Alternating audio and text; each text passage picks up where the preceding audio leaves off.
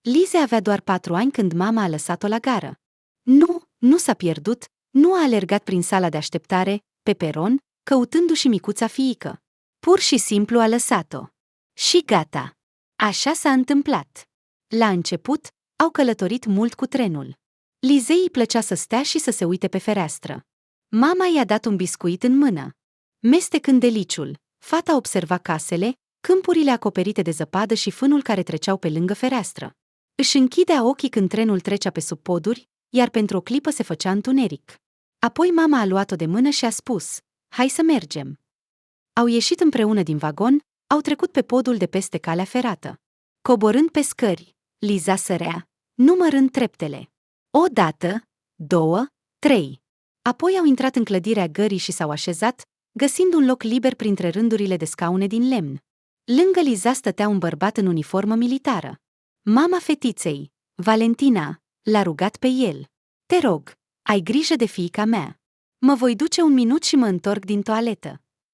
Militarul s-a uitat atent la femeia cu burtica rotundă, care nu își ascundea paltonul încheiat până la toate nasturii.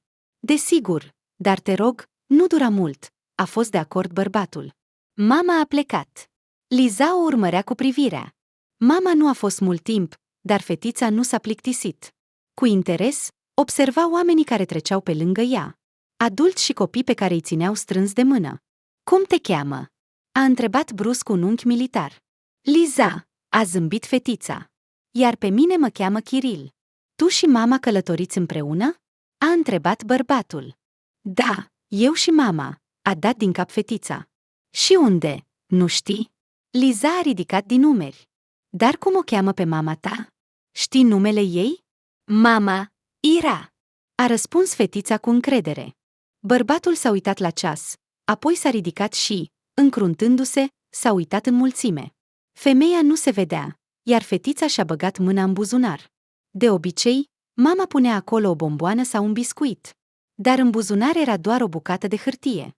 Liza a scos-o. "Ce ai acolo?" a întrebat bărbatul, observând descoperirea fetiței. Liza i-a întins o foaie de hârtie pătrată, pliată în 4. Bărbatul a desfăcut-o, a citit, apoi s-a uitat la Liza cu o privire ciudată. Pe foaia de hârtie erau scrise datele fetiței. Korobova Liza Kirilovna. Și data nașterii. Nimic mai mult. "Hai să venim cu mine," a spus el și i-a întins mâna fetiței. Liza a mers cu el. O voce feminină puternică a anunțat ceva în întreaga gară, iar bărbatul a accelerat pasul, străbătând împreună cu Liza mulțimea de oameni. În cele din urmă, s-a oprit lângă un polițist. "Ascultă, aici este o poveste," a spus militarul ofițerului de ordine. "Mi se pare că au abandonat copilul." Polițistul s-a uitat la Liza, care stătea liniștită, ținându-le pe unchiul militar de mână. "Actele dumneavoastră," a spus polițistul. Bărbatul a scos în grabă pașaportul din buzunar și l-a întins. Și i-a dat ofițerului și foaia de hârtie pe care Liza o găsise în buzunar. "Înțelegi, trenul meu pleacă în curând, nu pot aștepta mai mult până vine mama ei." "Ne ocupăm," a răspuns scurt polițistul, întorcându-i bărbatului actele. "Urmați-mă." Au mers mult pe un coridor, apoi au ajuns într-o cameră unde la masă stătea un alt polițist. "Iată, bărbatul spune că i-au abandonat copilul," a spus ofițerul și a pus pe masă foaia de hârtie pe care i-a dat-o militarul. "Se pare că iarăși o mamă abandonată." Militarul a așezat-o pe Liza pe masă, iar el s-a apropiat de masă. "Vă rog, ocupați-vă, trenul meu pleacă în curând," a cerut el. "Nu vă faceți griji," a răspuns sec polițistul care stătea la masă. "În ce circumstanțe a ajuns fetița la dumneavoastră? Era cu mama sau cu o femeie?" Aceasta a spus că trebuie să meargă la toaletă și a rugat să aibă grijă de copil. "În general, nu s-a întors, iar eu am trenul." "Și de unde este asta?" a întrebat ofițerul, arătând cu privirea la notiță. Era în buzunarul fetiței. "Și mama ei a abandonat copilul?" a întrebat militarul. "Foarte posibil. Trebuie să anunțăm prin difuzare că s-a pierdut un copil." "Te rog, ocupă-te," s-a adresat el ofițerului care l-a adus pe militar și pe Liza. "Am înțeles," a răspuns acesta și a ieșit din cameră. "Dar va trebui să rămâneți," a spus polițistul bărbatului. "Unde mergeți?" "Acasă, din misiune." "Dar eu am biletele în mână," a răspuns militarul. "Nu vă faceți griji, Imediat ce totul se va rezolva, vă vom da bilete pentru cel mai apropiat tren.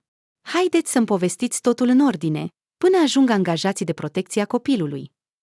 Dar eu am spus tot, nu știu nimic mai mult. O cheamă Liza, din câte a spus, călătoreau împreună cu mama ei, Ira. Bărbatul a ridicat din numeri din frustrare. Naiba, azi este ziua de naștere a soției mele. M-am străduit să ajung la timp, iar acum îmi dau seama că nu voi putea să o felicit așa cum am vrut. Îmi pare rău. Fără să se uite la el, notând ceva într-un jurnal gros, a spus polițistul. Vrei ceai? Bărbatul s-a uitat la fetiță, gândindu-se că ea, probabil, îi este foame. Dă-i copilului să bea, a spus el. În cameră intrau și ieșeau tot felul de oameni. Liza stătea la masă, bea ceai cu biscuiți. Îi plăcea foarte mult dulcele. Bărbatul cu care mama o lăsase stătea lângă ea, mângâind-o pe cap, gândindu-se de ce s-a întâmplat asta tocmai cu el. Ina îmi va face scandal acasă. Nu va vorbi cu mine o săptămână. Dar eu nu sunt de vină că mama fetiței a abandonat-o tocmai mie.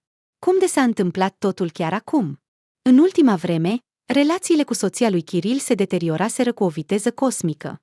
Ina era tot timpul nemulțumită, nervoasă, mofturoasă, se certa, plângea. El înțelegea că trebuie să-i acorde mai mult timp soției. Dar Kiril avea serviciu, misiuni, responsabilitate pentru personal. Soții își doreau de mult un copil, dar Ina nu putea rămâne însărcinată. Chiar și cele 3 FIV-uri la care au recurs soții nu au dat rezultatul dorit. În schimb, au afectat negativ sănătatea și starea psihologică a femeii. Din cauza dezechilibrului hormonal, ea era tot timpul într-o stare depresivă, nervoasă, făcea scandaluri, isterii. Kiril, cu toată tăria caracterului său, o susținea cum putea, dar era puțin folos. Dintr-o misiune, se întorcea cu gânduri grele. Kiril dorea neapărat să-și facă soția fericită. În plus, ziua ei de naștere se apropia. Bărbatul a obținut cu orice preț 3 săptămâni de concediu și s-a îndreptat spre casă, pregătindu-se să-i propună soției o călătorie la Sankt Petersburg ca și cadou. Kiril visa cum se vor caza într-un hotel confortabil, vor plimba pe Nevski Prospect, vor merge la Peterhof. Primăvara este cel mai bun moment pentru a vizita capitala nordică. Cel mai romantic moment, când fântânile se pornesc pe piețele orașului, iar Neva, eliberată de gheață, devine calmă în măreția sa. Numai că acum, stând în punctul de control de la gara feroviară, el înțelegea că va întârzia la ziua de naștere a soției. Din nou va fi scandal, reproșuri, isterii. Semnați aici și puteți fi liberi. Vă vor conduce la case și vă vor ajuta să luați bilet pentru cel mai apropiat tren, a spus polițistul. Kiril a semnat documentul pe care i l-a pus în față ofițerul. Dar fetița ce se va întâmpla? O vor căuta pe mama ei? A întrebat bărbatul. Am făcut tot ce ne stă în putință. Acum se va ocupa de ea autoritatea de protecție a copilului. Sergent, conduceți-le pe tovarășul major. Kiril s-a ridicat și se pregătea să-l urmeze pe polițist, dar s-a oprit brusc și s-a uitat la fetița care mesteca liniștită biscuitul, stând pe scaun. O vor trimite în orfelinat? A întrebat el. Dacă mama nu se găsește, da. Îmi pare rău pentru fetiță. Ce să facem? Eu aș steriliza astfel de mame, dar statul nostru nu ne dă acest drept. Toate cele bune, tovarăș major. Pe drumul spre casă, Kiril a cumpărat 3 trandafiri albi lungi cu buchete uriașe. Deschizând ușa în holul blocului cu 5 etaje, a urcat repede pe scări până la etajul 4. A deschis ușa cu cheia lui. Ina, sunt acasă! A strigat bărbatul, punând geanta de voiaj pe podea. Ina, de ce soția mea iubită nu își întâmpină soțul din misiune? După ce s-a dezbrăcat, bărbatul a intrat în cameră. Ina stătea pe canapea, cu picioarele sub ea. În fața ei era o masă, iar pe ea 2 lumânări, cupe și farfurii. În mâinile femeii era un pahar cu vin. A pus încet paharul pe masă și și-a ridicat ochii spre soț. Kiril a înțeles imediat că acum va avea loc un nou scandal. S-a grăbit să-i ofere Inei flori și a spus: Îmi pare rău, am întârziat din vina altora. La mulți ani, iubita mea. A încercat să o sărute pe soție, dar aceasta, luând trandafirii, s-a dat înapoi, uitându-se în ochi. Ai o altă femeie? A întrebat Ina încet. Ce prostii, draga mea! Ce altă femeie? Nu am nevoie de nimeni altcineva decât de tine. Știi asta. Kiril a mângâiat-o pe soție pe mână, încercând să stingă acea mică scânteie din care, cum știa el, Într-o clipă se poate aprinde un incendiu de discordie. Trebuia să vii ieri. Ina, mi s-a întâmplat ceva. Kiril s-a gândit să-i povestească soției despre fetița pe care i-au lăsat-o la gară. Dar apoi s-a răzgândit. În acel moment, soția oricum nu va fi în stare să-l asculte, nu va empatiza. S-a ridicat repede și a ieșit în hol. S-a întors cu un plic strălucitor în mână. Am ceva pentru tine, uită-te. Mi se pare că ai visat la asta de mult, a spus Kiril, întinzându-i un plic neatractiv. Ia-le, nu te supăra, este o surpriză. Ina a întins mâna, fiind încă supărată, uitându-se la surpriza pe care i-a pregătit soțul. Este un tur în Petersburg? Timp de 10 zile? Nu poate fi. Am concediu de 3 săptămâni și putem merge în vacanță în capitala nordică, draga mea. Îți imaginezi, Nevski Prospect, Piața Palatului, Ermitajul, tot așa cum ai vrut. Încă o dată, așează-te lângă soția ta pe canapea, a spus Kiril. Nu-mi vine să cred. Este adevărat. Starea de spirit a Inei se îmbunătățea cu fiecare secundă. Femeia s-a aruncat să-l îmbrățișeze și să-l sărute pe soț. Kiril, ești cel mai bun. Ești cel mai minunat, spunea ea, uitându-se la soț cu ochii strălucitori. Iar bărbatul, fără mândrie și cu plăcere, sărbătorea. O, Doamne, zborul este poimine. Trebuie să spăl hainele, să le usuc, să le calc, să fac bagajele. Și trebuie să merg la magazine, să cumpăr câteva lucruri. S-a agitat Ina. Kiril, cum poți așa? Nu voi reuși nimic. Poate mai întâi să sărbătorim ziua ta de naștere? Observând cum soția se agită prin cameră, gândindu-se la ce să se apuce mai întâi, a întrebat Kiril. Dar eu chiar mi-e foame și aș bea cu plăcere un pahar de vin.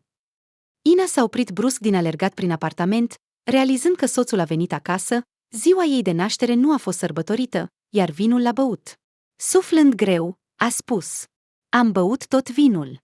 M-am supărat că nu ai venit, așa cum ai promis. Te rog, du-te la magazin, iar eu voi pune masa. Pe fața Inei a apărut un zâmbet vinovat. Acea seară au petrecut-o în plină idilă. Ina povestea știrile din garnizoana militară. Cucușchin a fost promovat. Acum soția lui se salută cu toți cei ale căror soți sunt mai jos în rang, prin buze. Toți se plimbă atât de arogant pe străzi. Și, de asemenea, zilele acestea au adus marfă nouă în Intorg. Acolo sunt niște bluze foarte frumoase. Dar eu nu m-am îndurat să cumpăr fără tine, spunea Ina, punându-i salată. De ce nu te-ai îndurat? A întrebat surprins Kiril. Nu știu. M-am gândit că vei veni, vom merge împreună, voi proba și tu vei aprecia cum îmi stă. Îți stă bine orice. Ești frumoasa mea, a spus bărbatul. După cină, s-au așezat împreună pe canapea și au urmărit un film. Dar Kiril aproape că nu urmărea acțiunea. Din mintea bărbatului nu ieșea fetița mică, Liza, și mama ei însărcinată, care și-a lăsat fiica singură la gară. La ce te gândești tot timpul? A întrebat-o Ina, observând că soțul nu reacționează la ceea ce se întâmplă în film. Mă gândesc cum să-ți spun de ce am întârziat, a spus Kiril, uitându-se la soție. Da, lasă, nu mă mai supăr. De ce să stric starea de spirit? A răspuns cu generozitate Ina. Dacă tot ai întârziat, înseamnă că au fost motive. Motivul, a precizat soțul. Ce? Nu am înțeles. Am întârziat la tren din cauza unei fetițe. Mai exact, din cauza mamei ei. A încercat să-i explice lui Kiril motivul întârzierii sale. Deci, totuși, era o femeie. Privirea soției a devenit imediat aspră, rece. Ina și-a scos mâna de pe umărul soțului și s-a ridicat de pe canapea. Nu vreau să ascult nimic, mă duc la duș, a spus ea. Stai, ascultă, este o poveste foarte neobișnuită, nu-mi iese din cap. Ina a venit cu reluctanță. Kiril i-a povestit tot ce s-a întâmplat. Dar au găsit-o pe mamă? A întrebat soția când soțul a terminat povestea. Nu știu, dar cred că nu. Judecând după faptul că în buzunarul fetiței era o notiță cu datele ei, această femeie a abandonat-o intenționat la gară, a presupus Kiril. Mi se pare că exagerez. Acum mulți oameni pun notițe în haine cu numele și prenumele, cu adresa, pentru ca, în caz de ceva, dacă se întâmplă o neplăcere, să poată fi găsit și să fie dați înapoi rudelor. Notița Lizei nu avea adresă. Kiril a spus gânditor.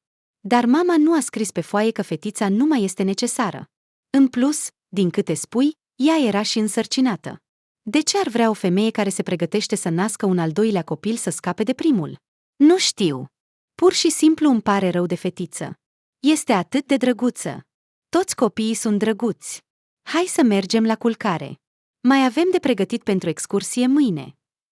Mângâind soțul pe mână, a spus Ina a doua zi, Ina și Kiril zburau deja spre Sankt Petersburg, unde amândoi visau să ajungă.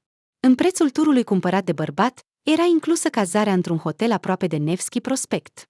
Ina era încântată de estetica hotelului, de atmosfera confortabilă și de personalul primitor. În fața soților erau 10 zile întregi. 10 zile întregi de odihnă fără griji și de explorare a capitalei nordice. Ina avea un plan. Trezindu-se dimineața în camera hotelului, știa unde vor merge sau se vor duce astăzi cu Kiril.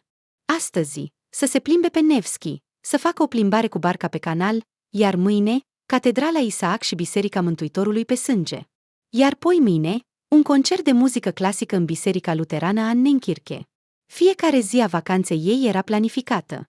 Au vizitat castelul Mihailovski, fortăreața Petru și Pavel și au stat la o coadă imensă pentru a intra în camera de curiozități. Seara, soții se plimbau pur și simplu, admirând orașul și ascultând melodiile muzicienilor stradari care interpretau hituri nemuritoare ale lui Boris Grebenșchikov și Victor Tsoi. Ina și Kiril erau fericiți. Soții erau împreună de 10 ani. Dar serviciul lui Kiril își punea amprenta asupra căsniciei lor. Acum era ocupat. Concediul era acordat nu atunci când voiau ei, ci când permitea comanda. Și nici nu aveau mulți bani în familie pentru a-și permite să călătorească în fiecare an. Dar această călătorie Ina dorea să o țină minte pentru totdeauna. S-a întors acasă cu un stoc imens de fotografii, pe care s-a grăbit să le imprime.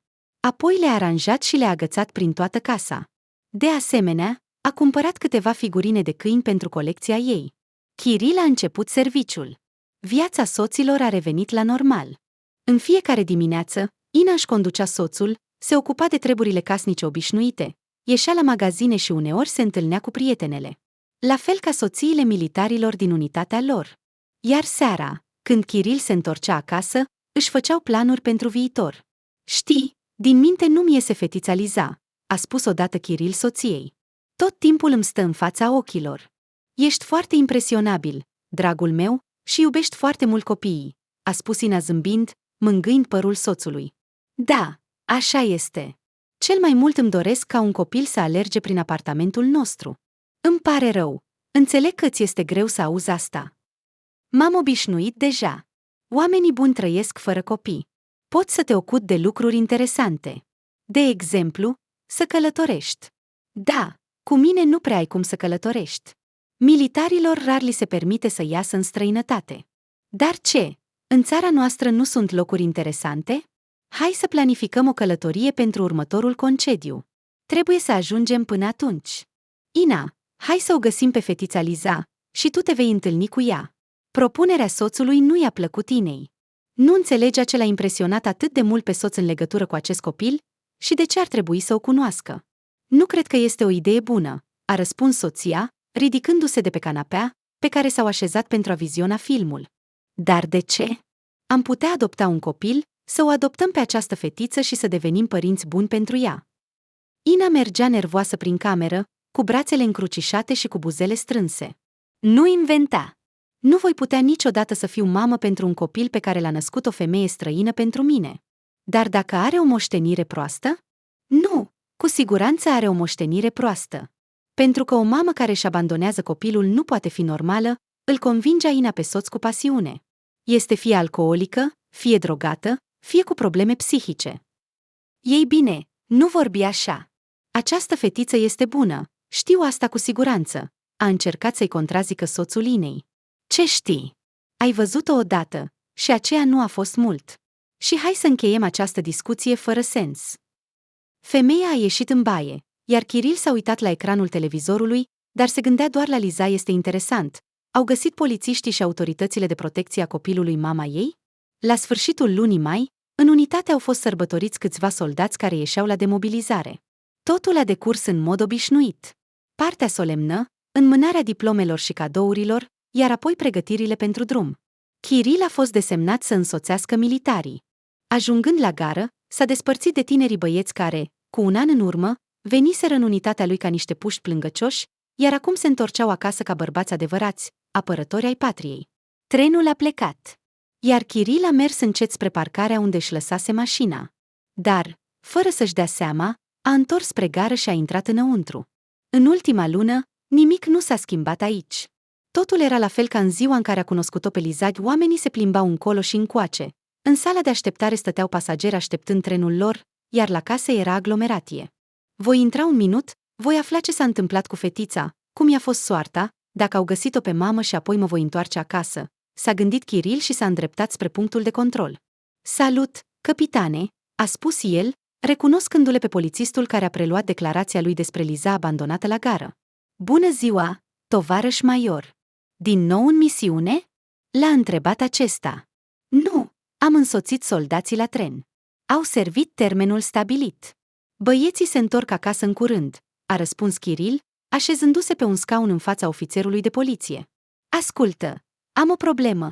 Kiril s-a oprit puțin, văzând cum capitanul se uită la el cu atenție, cu interes. În general, îți amintești de fetița aceea, pe care am adus-o la tine acum o lună? A încercat să explice Kiril. Îmi amintesc, cum să nu mă amintesc? Nu se întâmplă în fiecare zi așa ceva, a zâmbit bărbatul, așezându-se pe spătarul scaunului. Ce s-a întâmplat cu ea, nu știi? A găsit-o pe mamă? A întrebat Kiril. Nu știu. Am predat-o la protecția copilului, acolo este treaba lor. Așa că fetița va ajunge în orfelinat? A întrebat el. Da, cine știe? Poate în orfelinat. Iar dacă are noroc, o familie bună o va adopta. Acum sunt multe familii care iau copii. Dar dacă nu sunt bune? A întrebat Kiril, fără să-și dea seama. Nu am înțeles. Scuză-mă, a fost o reacție spontană. Kiril se pregătea să plece, dar capitanul l-a oprit. Ascultă, du-te la protecția copilului la Kudinova. Acolo vei afla tot despre fetiță și îți va fi mai ușor la inimă. Te înțeleg, îmi pare rău de fetiță. Ofițerul de poliție a rupt o pagină dintr-un caiet de notițe care se afla pe masă și a scris repede ceva. Iată, ține. Aceasta este adresa autorităților de protecție a copilului. Du-te! Se pare că ai avut o atitudine deosebită față de copil. Dar dacă s-ar fi pierdut? Dar dacă ar fi fugit sau ar fi căzut sub tren? Datorită ție, fetița este acum în siguranță, hrănită și îmbrăcată, așa cred eu. Mulțumesc pentru sfat și pentru adresă, capitane. Toate cele bune, a spus Kiril și a închis ușa în urma lui. Cu un pas ferm și încrezător, a ieșit din clădirea gării și s-a îndreptat spre oazeul parcat în parcare. Doar întreb și apoi mă întorc acasă, s-a gândit el, așezându-se la volan și pornind motorul mașinii. Kiril nu a avut dificultăți să o găsească pe specialistă. Kudinova. Femeia l-a ascultat, a înțeles imediat despre ce fetiță vorbește Kiril. Acum este în spital, trece printr-o examinare, iar imediat ce medicii îi vor da undă verde, Liza va fi dusă la instituție, a comunicat femeia. Este bolnavă? S-a tensionat Kiril. Ei bine, aceasta este o procedură obișnuită înainte de a fi trimisă în orfelinat, a zâmbit angajata. În orfelinat? Dar mama ei nu a fost găsită? A întrebat bărbatul. A fost găsită și foarte repede. Mama ei este în spitalul de maternitate. A născut un băiat. Iar pe Liza nu vrea să o ia acasă. De ce? Este fiica ei. Femeia a suspinat greu, și-a scos ochelarii și i-a pus pe masă. La această întrebare, doar ea poate răspunde. Dar eu pot spune așa, nu-i trebuie fetița. Nu va vedea nimic bun cu o astfel de mamă. Iar statul se va ocupa de copil. În plus, avem o întreagă listă de părinți adoptivi buni, așa că nu trebuie să te îngrijorezi pentru fetiță. Dar mama Lizei a scris deja o declarație de renunțare? Da, a scris. E ciudat că nu a renunțat la băiat imediat după naștere în spital. Dar cred că ne vom confrunta din nou cu asta, a spus Kudinova cu un ton de cunoștință de cauză. Credeți-mă, din experiența mea, băiatul va avea aceeași soartă. Kiril a ieșit din clădire complet confuz. Încerca să-și imagineze mama care a născut-o pe Liza și acum fiica ei nu mai este necesară. Inima bărbatului se strângea de durere pentru copil. Statul se va ocupa de ea. Dar cine îi va oferi dragoste, afecțiune, o viață bună și educație? Se gândea bărbatul, conducând mașina spre ieșirea din oraș. Îi era ciudă că viața este atât de nedreaptă. Iată, au o casă, El are un salariu normal, un rang, este respectat la serviciu, iar soția este o gospodină bună. Ar fi putut fi cei mai buni părinți din lume. Dar nu au copii și nu se știe dacă Ina va putea vreodată să nască. Iar fetița mică, nevinovată, va ajunge în orfelinat printre alți copii abandonați și va crește ca un animal într-o grădină zoologică. Gândurile grele nu l-au părăsit pe Kiril nici după ce a ajuns acasă. Ina pregătea cina în bucătărie și vorbea vesel despre cum a decurs ziua ei, în timp ce el stătea tăcut la masă și aproape că nu o auzea. "Ce ai, Kiril?" a întrebat soția, observând că soțul era supărat. "Ceva de la serviciu?" "Nu, la serviciu totul este în regulă." "Ina, aș vrea să stai jos. Trebuie să vorbim serios." A clătinat bărbatul din cap. Privind cu atenție la soț, Ina s-a așezat pe masă, punând deoparte un prosop de bucătărie. Aspectul soțului nu prezenta nimic bun, iar femeia își rula în minte variantele a ceea ce ar putea să-i spună Kiril. "Îți amintești că ți-am vorbit despre fetița Liza?" Cea pe care o lăsase o femeie la gară?" a întrebat bărbatul. "Îmi amintesc, desigur." Ina s-a încruntat, neplăcută de această discuție încă de la început. "Vreau să mergem să o vedem." "Este în spital." "De ce?" "Nu înțeleg, Kiril. De ce să vizităm un copil străin în spital?" Ina l-a privit cu ochi surprinși. "Vreau să te întâlnești cu ea. Apoi vom începe să adunăm documentele pentru a o lua în plasament," a declarat ferm soțul. Ina s-a ridicat de la masă, a luat prosopul, l-a agățat de un cârlic și s-a îndreptat spre chiuvetă, întorcându-se cu spatele la soț. Kiril nu era la prima discuție despre a lua un copil adoptiv în familia lor. Dar Ina a fost întotdeauna împotrivă. I se părea că soțul ar fi trebuit să înțeleagă asta de mult. Dar el a reluat discuția. Și acum vrea să ia o fetiță anume, pe care propria ei mamă a abandonat-o la gară. "Mi se pare că am mai vorbit despre asta. Nu are sens să începem din nou această discuție. Ina, o familie fără copii nu este o familie. Vreau să fiu tată. Vreau să-mi port fiica în brațe. Vreau să merg cu ea la grădina zoologică, să o duc la grădiniță și pe 1 septembrie să o duc la prima zi de școală. Nu trebuie să mă privezi de asta." "Dar eu? Nu te interesează ce vreau eu?" a strigat Ina, întorcându-se spre soț. "Credeam că dorințele noastre sunt aceleași, să devenim părinți," a răspuns soțul. "Da, dar părinți ai copilului nostru, nu ai unui copil străin," a ridicat tonul Ina. "Doamne, Kiril, când vei înceta să mă faci să sufăr? Când vei înțelege că nu este vina mea că nu pot rămâne însărcinată? Pur și simplu așa se întâmplă. Nu te învinuiesc, ci caut o soluție. Hai să luăm această fetiță și să o creștem ca pe a noastră." Kiril a ridicat și el vocea, încercând din nou să ajungă la soție. Să-i explice ceea ce el însuși înțelegea și simțea. Lacrimile au început să-i curgă pe obrașii Inei. Bătând ușa, ea a ieșit din bucătărie și a închis ușa dormitorului. Kiril a suspinat. De fiecare dată când încerca să aducă vorba despre un copil adoptiv, Ina cădea în isterie. Dar acum el era decis. Dacă ea nu va fi de acord, el va lua fetița acasă fără Ina, aceasta era decizia lui finală. Dimineața, Kiril s-a trezit mai târziu decât de obicei. Era sâmbătă, nu avea serviciu și putea să se odihnească mai mult în pat. S-a întors și a văzut că Ina nu era lângă el. Ridicându-se din pat, bărbatul a tras pe el o pereche de pantaloni sport și un tricou, îndreptându-se spre bucătărie. "Bună dimineața!" a spus Ina. "Salut!" a murmurat Kiril, observându-și soția și încercând să înțeleagă în ce stare se află astăzi. "Șezi la micul dejun. Am făcut omletă și sandvișuri cu brânză." Ina a scos o cană din dulap. "Cafea?" "Da, mulțumesc," a răspuns Kiril. După ce a făcut cafea pentru el și soț, Ina s-a așezat în fața lui. Nu a dormit aproape toată noaptea, gândindu-se la cuvintele lui. Ina îl iubea foarte mult. Kiril era totul pentru ea. Când s-au cunoscut prin intermediul unor prieteni, fata a decis imediat că acest băiat, tânăr, înalt, militar, va fi al ei și doar al ei. Nici măcar nu o speriau deplasările în garnizoane și misiunile constante, despre care Kiril o avertizase pe viitoarea lui soție înainte de nuntă. Vrea să fie alături de el și era pregătită să înfrunte orice obstacol în calea fericirii lor comune. Așa că în acea noapte, Ina a reflectat bine și a decis că va face așa cum vrea Kiril, pentru că nu putea să-l piardă. "Kiril, spune-mi, cum este?" a început Ina, cu o întrebare indirectă, punându-i soțului o bucată de pâine cu brânză. "Cine?" a întrebat bărbatul, fără să-și ridice privirea. "Ei bine, Fetița, Liza, a precizat soția. Chiril a privit-o pe soție, iar ea, cu palma sub bărbie, se uita la el. Vreau să știu mai multe despre ea, acum că ai decis că trebuie să ne întâlnim. Ei bine, ce pot să spun? Este mică, dar liniștită și foarte isteață. Aș spune chiar că este neînfricată. De ce neînfricată?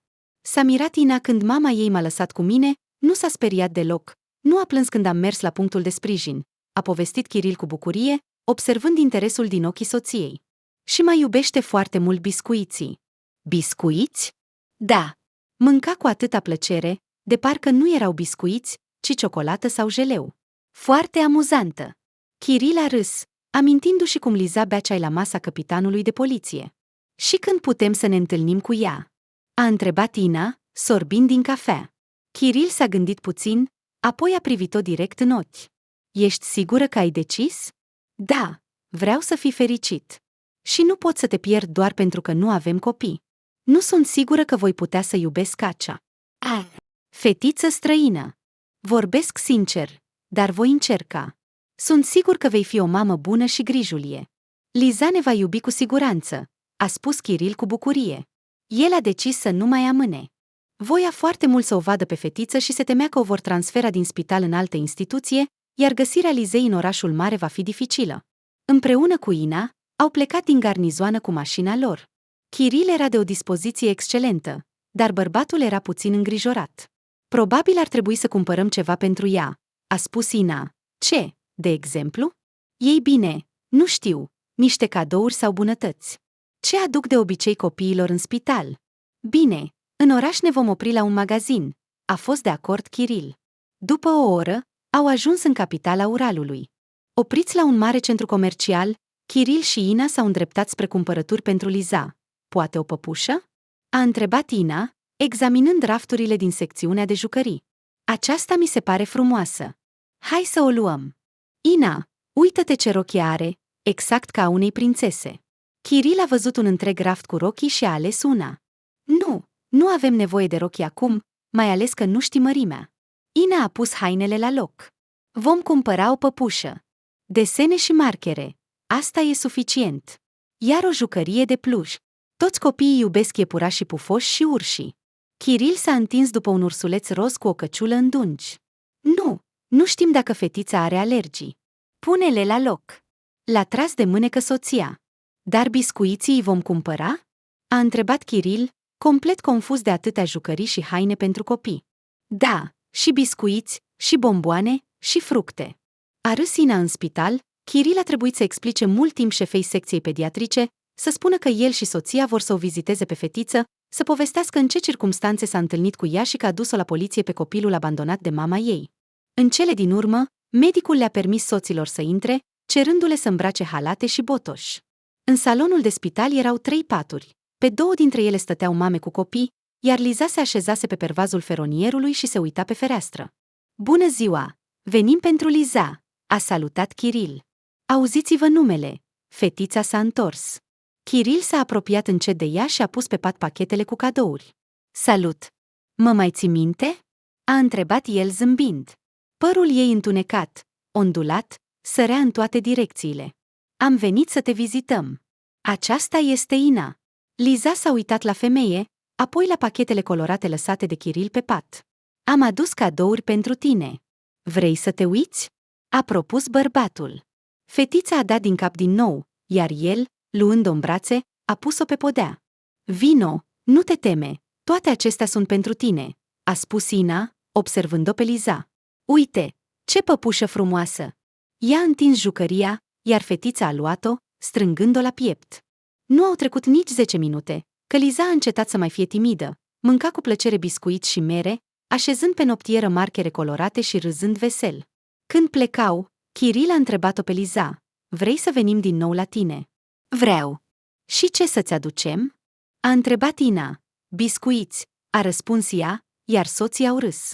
Fetița avea o dorință incredibilă pentru biscuiți, de parcă nu știa alte dulciuri. După această vizită la Liza, Chiril s-a decis definitiv să o ia pe fetița acasă. Pe drumul de întoarcere, vorbea mereu despre ea, își imagina cum va deveni fiica lor, cum o vor crește pe Liza, o vor duce la grădiniță, vor merge împreună în vacanță la mare. Îți place? O întreba pe soție. Adevărat, este minunată. O fetiță bună. Numai că nu va deveni niciodată fiica noastră. Ina a ridicat din umeri. Va deveni, sunt sigur de asta, a spus Kiril cu pasiune. Luni mă voi duce la serviciu și voi merge la asistența socială. Voi afla ce trebuie să facem pentru a o lua pe Liza. Crezi că ne-o vor da? A întrebat Ina. Voi face tot ce este necesar. Și ai observat, are chiar și patronimul meu, Liza Kirilovna. Este un semn, trebuie să fiu tatăl ei. Ina îl observa pe Kiril, care devenea din ce în ce mai entuziast să devină tată pentru o fetiță abandonată de mama ei, și se simțea din ce în ce mai supărat. Liza nu apăruse încă în casa lor, dar Ina o urăște deja.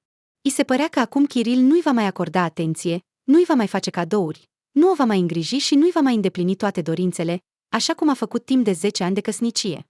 De asemenea, Ina nu își imagina cum să se comporte cu această fetiță, cum viața ei, calmă și ordonată, cu obiceiurile și regulile sale, se va schimba odată cu apariția ei.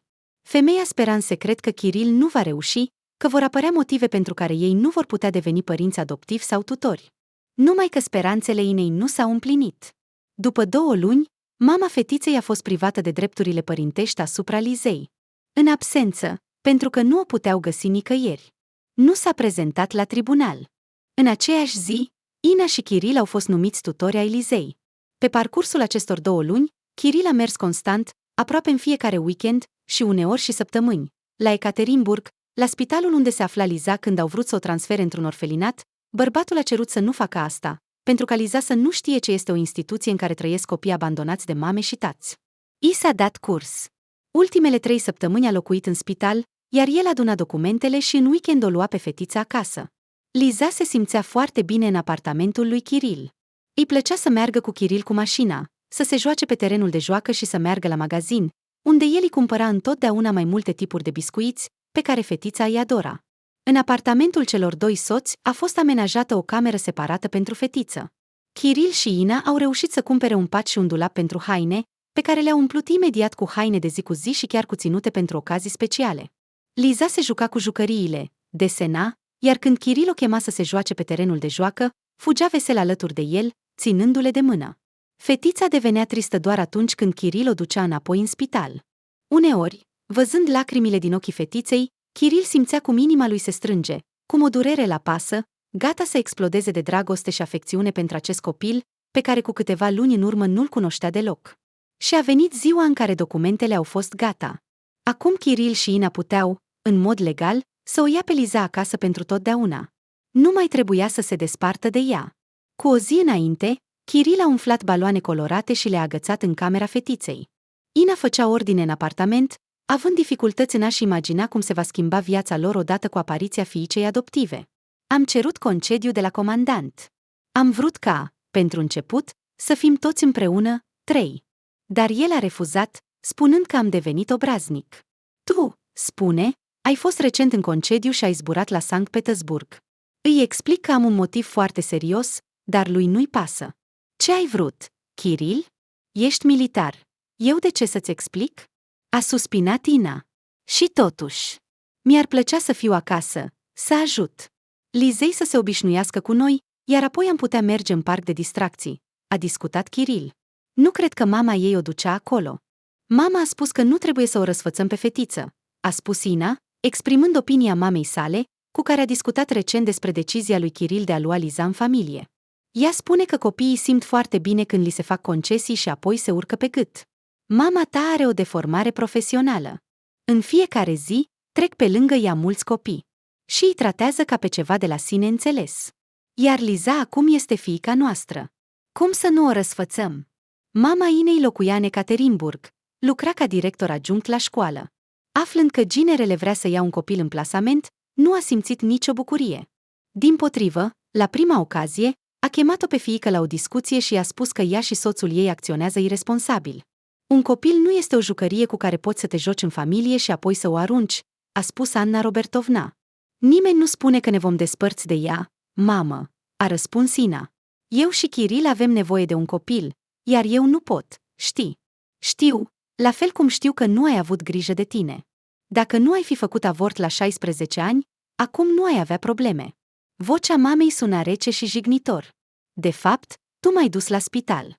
Nu mi-ar fi trecut prin cap să fac așa ceva, i-a amintit Ina mamei. Da, te-am dus. Și am făcut bine. Pentru că datorită mie ai acum un soț demn, un apartament, un trai decent. Și unde ai fi fost acum cu un copil născut din cine știe ce? Iar faptul că acum nu poți rămâne însărcinată este prețul plătit pentru greșelile tale din tinerețe. Iar acum vei fi nevoită să te îngrijorezi de un copil străin, ca soțul tău să nu te părăsească sau, Doamne ferește, să nu te dea afară din casă. Ina a suspinat doar. În cuvintele mamei era o parte de adevăr, dar totuși sunau foarte dur, iar Ina dorea sprijin, atenție. Dar, din păcate, Anna Robertovna nu susținea dorința de a lua un copil în plasament și o considera pe fiica ei prea ușuratică și incapabilă să-și susțină punctul de vedere. În holul spitalului, Kiril era foarte îngrijorat, așteptând să o aducă pe Liza când fetița a apărut însoțită de o asistentă la capătul coridorului, s-a aruncat spre ea. Ina, cu buzele strânse, observa cum soțul îmbrățișează copilul, luându-le în brațe. Liza nici măcar nu a mâncat. Tot aștepta să vă vadă, se uita pe fereastră. Și am încercat să o conving să mănânce. Porici, dar nu a vrut deloc. Se temea că vă va pierde, a spus asistenta cu o voce tremurătoare. Iată documentele voastre, a spus șeful secției, predându-i dimineața. Da, ne-am întârziat puțin. Drumul nu a fost aproape, a răspuns Kiril, luând dosarul cu acte în mână. Nu am mâncat nimic. Acasă ne așteaptă multă mâncare. Ina te va hrăni. Știi, ea gătește foarte bine. Kiril a dus-o pe Liza la Ina și a privit-o cu bucurie. Ei bine, hai să mergem acasă? A întrebat vesel. Hai, a dat din cap Ina și a mers înainte spre ieșirea din spital. În interior, totul fierbea în ea. Soțul se comporta de parcă își ținea fiica de mână, nu un copil străin și nu o fetiță. Și nici nu-i acorda atenție, de parcă Liza era mai importantă pentru el decât soția cu care a trăit 10 ani. Kiril părea că s-a cufundat în paternitatea sa imaginară. Se juca, simțind că are un copil. Trebuie să aștepte.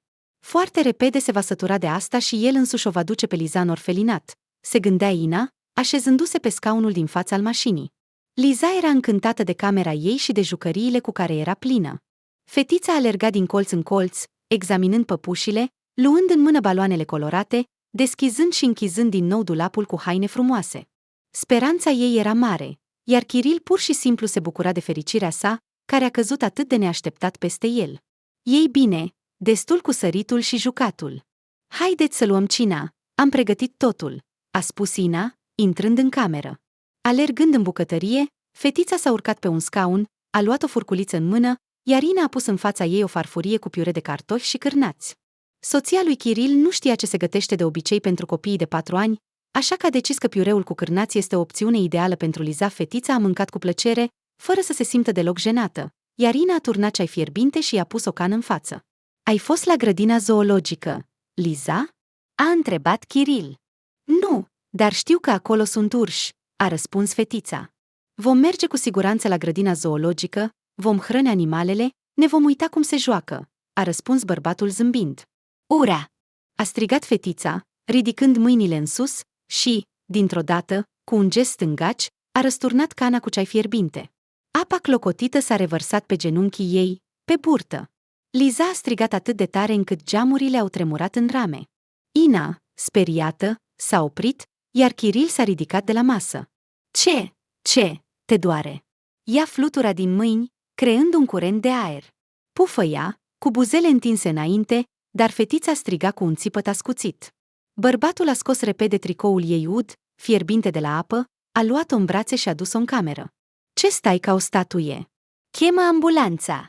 A strigat el, fără să se întoarcă. Ambulanța a sosit după aproximativ 15 minute. Tot acest timp, Liza nu a încetat să strige de durere. Pe burtica și pe picioarele fetiței s-au umflat vercule roșii.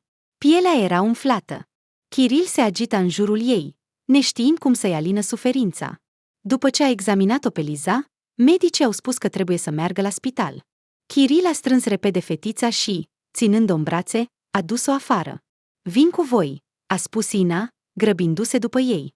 Rămâi aici, a spus Kiril sec. Confuză, cu un aer vinovat, Ina privea cum mașina se îndepărtează de casă. Când Kiril s-a întors și a așezat-o pe Liza în pat, ea se uita gânditoare pe fereastră, stând în bucătărie. Masa era deja curățată. Cum ai putut să-i dai copilului apă clocotită? A întrebat Kiril cu reproș. Ei bine, îmi pare rău. De fapt, ceaiul nu se face cu apă rece, a spus soția cu supărare. Trebuia să-l diluez măcar cu apă fiartă rece. Nu acelei Liza trebuia să se comporte normal la masă, nu să sară și să fluture din mâini. Și, în general, este complet neînvățată și nu știe cum să se comporte la masă. Dacă nu ar fi fluturat din mâini, nimic nu s-ar fi întâmplat. Cum îți ajunge obrăznicea să o acuzi pe o fetiță mică pentru ceea ce s-a întâmplat? S-a revoltat Kiril. Și tu crezi că trebuie să mă autoculpabilizez? Desigur. Liza este acum centrul universului nostru, iar eu sunt servitoarea care nu știa că copiilor trebuie să le dilueze ceaiul cu apă rece. Ina a început să fiarbă de furie. Kiril a observat că și ei era greu. Se supăra pe ea însă și pentru că se îngrijora pentru Liza. Bine, trebuie să ne calmăm. Mă voi duce la Larisa, îi voi cere să-i facă fetiței bandajele. Kiril a spus pentru prima dată, de când Liza era la ei, cuvântul fiică. Și din modul în care l-a pronunțat, cu atâta căldură și familiaritate, de parcă Liza ar fi fost fiica lui de la naștere, Inei s-a tăiat respirația. Kiril a ieșit. A auzit cum s-a închis ușa de la intrare. Larisa, care locuia la etajul de dedesubt cu fiul ei, era asistentă medicală la spital. Aflând ce s-a întâmplat, ea a fost de acord să vină dimineața și seara pentru a schimba bandajul cu un unguent pentru arsuri pe corpul fetiței. Kiril i-a mulțumit. Nu au fost niciodată foarte apropiați, dar mereu se salutau, se interesau de cum le merge. Nu știam că ați decis să adoptați un copil, a spus asistenta, când Kiril se pregătea să plece. Sunteți foarte buni. Da, sunteți buni, a suspinat bărbatul, în prima zi ați ars copilul. Nu te îngrijora, totul se va vindeca. Mulțumesc. Voi veni mâine dimineață înainte de muncă. Revenind acasă și deja liniștit puțin, Kiril a descoperit că Ina stătea în pat, întorcându-se și închizând ochii. Bărbatul a suspinat greu, nu-i venea să vorbească. Cuvintele în această situație nu puteau schimba nimic, așa că a decis că nu va discuta despre ceea ce s-a întâmplat. Dimineața, Kiril a plecat la serviciu, iar Ina a rămas cu Liza. Soțul le-a dorit o zi bună, a sărutat fetița pe obraz și a sărutat-o pe soție. Ei bine, cu ce ne ocupăm? A întrebat Ina prietenoasă și zâmbitoare pe Liza, când soțul a plecat. Hai să ne jucăm de avați ascunselea, a declarat fetița. Propunerea ei a lăsat-o pe Ina perplexă. Hai să te așezi mai bine la masă și să desenezi, a propus ea, scoțând de pe raft un album cu markere. Liza s-a așezat obedient la masă, fără prea mult entuziasm, și a început să deseneze cu un marker colorat pe foaie. Iar Ina a plecat în dormitor și s-a așezat în fața oglinzii pentru a se aranja, a-și face machiajul și a-și aranja părul. Ce faci? A întrebat Liza. Fetița stătea în ușa și o observa pe Ina. Mă aranjez, a răspuns femeia, zâmbind slab. Și eu vreau. Ce este asta?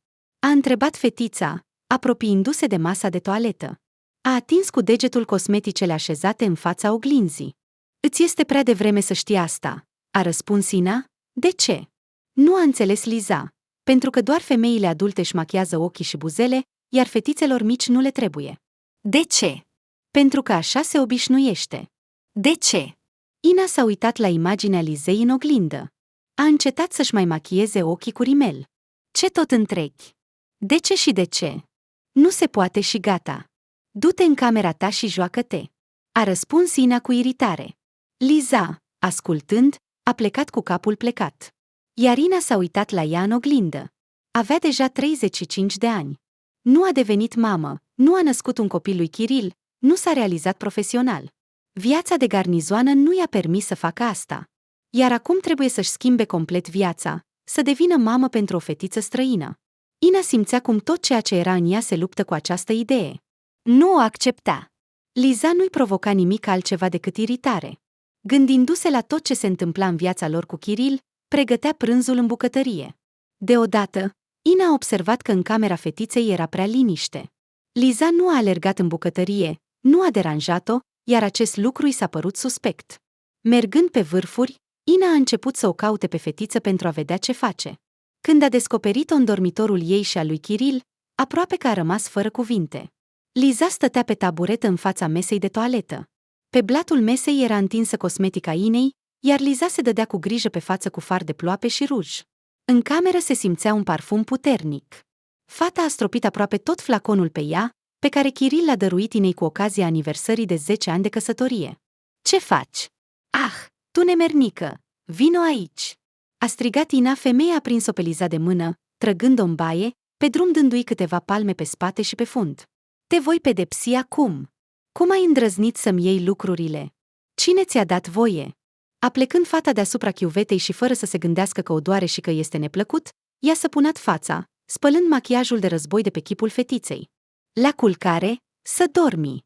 A ordonat Ina, ștergând fața plină de lacrimi a fetiței cu un prosop. Și să nu te mai văd!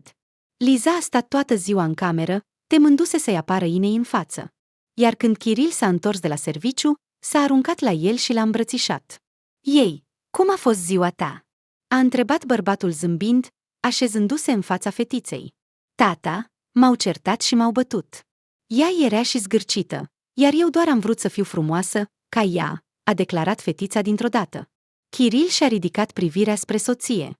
În ochii lui s-a oprit o întrebare, iar Ina, strângându-și buzele, s-a întors și a plecat în bucătărie. Kiril a ridicat-o pe fiica sa pe umeri, provocându-i o bucurie imensă. A mers cu ea la masă. Soția a pus masa. Ce avem la cină? A întrebat el, lăsând-o pe Liza pe podea și ajutând-o să se așeze la masă. Am prăjit pește. Fără să se întoarcă, stând la aragaz, a răspuns soția. Dar nu cumva copiilor la vârsta asta le dau pește prăjit? Are ose. Poate să se înnece. Kiril s-a încruntat. Nu știu.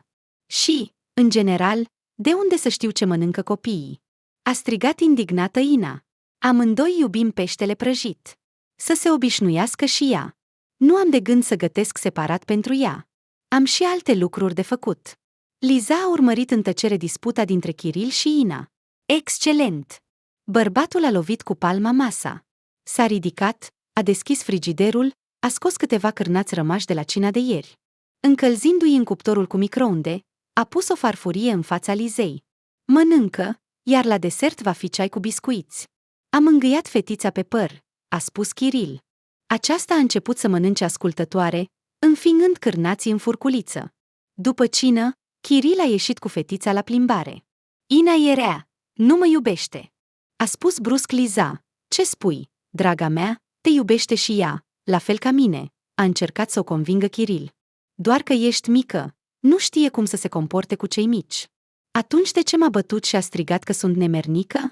Tata, ce înseamnă nemernică? A întrebat naiv Liza. Kiril a tăcut. Nu știa ce să răspundă la aceste întrebări. Dar a decis cu siguranță că, la întoarcerea acasă, va vorbi cu Ina, nu trebuie să-și permită așa ceva față de o fetiță mică, care acum trebuie să devină fiica lor. Dar Ina avea o altă părere.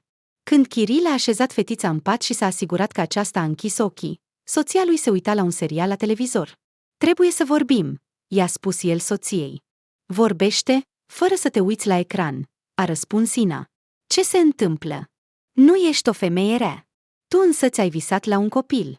Și acum te războiești cu Liza, care, de fapt, nu a făcut nimic rău. Așezându-se lângă soție pe canapea, a spus Kiril. Kiril, hai să ne întoarcem. Nu pot să fiu mama ei. Privea la soț, cu o privire umilă, a început să murmure Ina. Ei bine, ai milă de mine. Nu pot să mă uit la ea. Nu-mi provoacă nimic, în afară de iritare. Și cosmeticele mele. Ai fi văzut ce haos a făcut pe masa mea de toaletă. Și fața ei a fost pictată ca un indian din tribul Mambu. Și parfumurile. A stropit aproape toate parfumurile pe care mi le-ai dăruit. Nu pot așa, Kiril. Înțeleg totul, draga mea. E greu pentru tine să te obișnuiești cu Liza, dar vei reuși. Noi doi vom reuși. Vei vedea. El a îmbrățișat-o pe soție pe umeri și a venit mai aproape de ea. Fii doar mai bună cu ea. Fii mai atentă. Nu știu. Mi se pare că ea mă urăște pur și simplu. La tine a alergat fericită, te-a numit tată. Eu doar cu numele. Suflând greu, a răspuns Ina. Totul va fi bine, crede-mă. Mângâind-o pe umăr, a încercat să o liniștească Kiril. În septembrie, Liza a început grădinița. Kiril o ducea dimineața și o lua seara. Dacă nu erau ture. Relațiile fetiței cu copiii din grădiniță nu mergeau bine. Se certa cu băieții, Era nepoliticoasă cu educatoarele. Ele se plângeau mereu de ea și, de obicei, își exprimau nemulțumirea Inei, considerând că mama ar trebui să influențeze fiica. Iar Ina, la rândul ei, o certa pe Liza. Te comporți ca un băiat neascultător. Îi spunea de fiecare dată când Liza făcea ceva. Dar tu ești fată. Ei sunt de vină, sunt oribili. Băieții mă jignesc, iar tata spune că trebuie să știu să mă apăr și să ripostez, a răspuns fetița. Tata e bărbat, iar noi suntem fete. Înțelegi diferența? Încerca să o convingă pe Liza, mama adoptivă. Nu trebuie să ne batem. Ei bine, eu nu mă bat. Când fetița a început școala, nimic nu s-a schimbat. Liza învăța mediocru. Cel mai greu îi era la matematică. Notele proaste și plângerile profesorilor o scoteau din sărite. Nu se remarca printr-un comportament bun. Tot ce încercau să-i transmită educatorii provoca fetiței protest. Și acasă era totul complicat. Chiril pleca adesea în deplasări, iar pentru fetiță, în acele zile, începea iadul. Ina o certa de fiecare dată că nu știe să-și țină camera în ordine. Tot timpul împrăștea lucruri, era nepoliticoasă, iar mama adoptivă îi spunea mereu că arată ca o butelie. Trebuie să mănânci mai puțin dulce, îi făcea observație Lizei, când aceasta se întindea la masă după biscuiții ei preferați. Uite-te în oglindă! Grasă ca o vacă! Nu sunt grasă! Uită-te la tine! Răspundea fetița. Ai un caracter insuportabil. Îți voi spune tatălui să te ducă la orfelinat. Acolo, printre alți copii nerecunoscători, îți este cel mai bine. A aprins Ina. Du-te de aici. Răspundea Liza cu fiecare an. Ina înțelegea din ce în ce mai clar că nu va găsi un limbaj comun cu Liza în schimb. Chiril părea că este fericit. Chiar și plângerile legate de comportamentul Lizei nu-l supărau. Iar în ceea ce privește notele proaste, el avea întotdeauna un argument cu care era greu de contrazis. Crezi că notele proaste la matematică? Spunea el, când soția îi aducea din nou jurnalul spre verificare. Notelor la școală nu sunt un indicator că o persoană va crește rău și nu se va putea realiza în viață.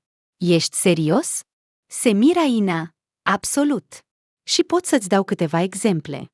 De exemplu, clasicul literaturii ruse, Anton Cehov, a fost un elev mediocru. Iar Lev Tolstoi nu a mers deloc la școală și a picat examenele la admiterea la universitate. Albert Einstein a fost considerat prost și s-a spus că nu va ieși nimic bun din el. Iar marele inventator Edison a fost considerat mental subdezvoltat. El a inventat becul. Chiril a ridicat zâmbind degetul arătător spre tavan, arătând spre candelabrul care ilumina bucătăria. Și încă ceva. Bill Gates a fost de asemenea un elev mediocru și un adevărat coșmar pentru profesori. Și a devenit cel mai bogat om de pe planetă. Mă bucur că ai cunoștințe atât de profunde, Chiril, dar asta nu se aplică Lizei. Ea este complet insuportabilă, iar pe zi ce trece devine tot mai rău, a replicat Ina. Asta pentru că simte lipsa iubirii. Încearcă să o iubești așa cum este. Cu problemele ei, notele proaste, comportamentul ei în clasă, a sfătuit soțul.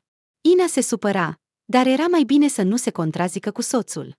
De fiecare dată când îl acuza pe Liza de faptele ei sau de învățătura proastă, Chiril, dimpotrivă, încerca să o bucure cu ceva. Pleca cu fiica în oraș, cumpăra lucruri frumoase, o ducea la cafea sau la distracții. Liza creștea, dar nu reușea să găsească un limbaj comun cu fiul. Odată, a avut parte de o bătaie serioasă de la mama adoptivă. Acea zi Liza a ținut-o minte pentru totdeauna. Ina, în tinerețe, era pasionată de colecționare. Colecta figurine de câini. Din diferite călătorii aducea acasă statuete. Prietenele îi făceau cadou. Mama ei și chiar Chiril, știind slăbiciunea soției, îi aducea câțiva căței de porțelan drăguți, pentru ca Ina să-și completeze colecția. În sufragerie nu era loc liber unde să nu stea aceste figurine. Pe noptieră, lângă fotografiile de familie, în vitrina cu sticlă, pe raftul de deasupra canapelei. Într-o zi, venind acasă de la grădiniță, Liza a așteptat ca Ina să pregătească cina. Luând o frânghie de sărit, a decis să sară în sufragerie și din greșeală a atins o serie de statuete de pe raft. Cu un zgomot puternic, acestea au căzut pe podea. Fetița s-a aplecat să adune figurinele și să le pună înapoi pe raft, dar în cameră, din cauza zgomotului, a intrat deja Ina. Ce ai făcut, nenorocită? A exclamat ea. Nu am vrut. A răspuns ea. Nu ai vrut? Știi câți ani am strâns acești câini? Femeia s-a aplecat să ia statuetele în mână și a descoperit că una dintre ele, cea mai iubită cățelușă, purta fustă și pălărie, îi lipsa capul. Cum a putut să ajungă Liza? Ina a început să o lovească cu tot ce îi cădea în mână. Fetița se ferea, dar loviturile continuau să cadă asupra ei. Iar când Ina a obosit, Liza a fugit în camera ei și s-a ascuns într-un colț. "Stai acolo!" a strigat mama adoptivă. "Și să nu îndrăznești să-i spui tatălui despre asta." Lizei era atât de rău, atât de supărată. Toată seara a plâns în camera ei, iar apoi, plină de lacrimi, a adormit în patul ei. Kiril nu i-a spus nimic, temându-se copilărește că Ina o va pedepsi și mai rău în acest caz. Ajungând adolescentă, Liza se întorcea adesea acasă de la școală mai târziu decât ar fi trebuit. Se plimba pe străzi, mergea la marginea garnizoanei, unde un pârâu tumultuos curgea prin tufișuri. Fetița se așeza pe iarbă și stătea, gândindu-se la viața ei. Odată, în acel loc, a fost surprinsă de Mihail, fiul asistentei Larisa, care locuia în aceeași scară, la etajul de jos al familiei Kiril. În acea zi, Liza s-a certat cu o fată care o enerva cel mai mult în clasă.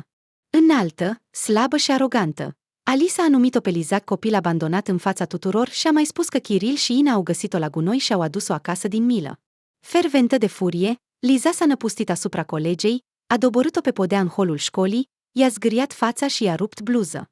Acum, stând lângă pârâu, Liza se gândea că acasă o așteaptă un alt scandal cu Ina. "Salut!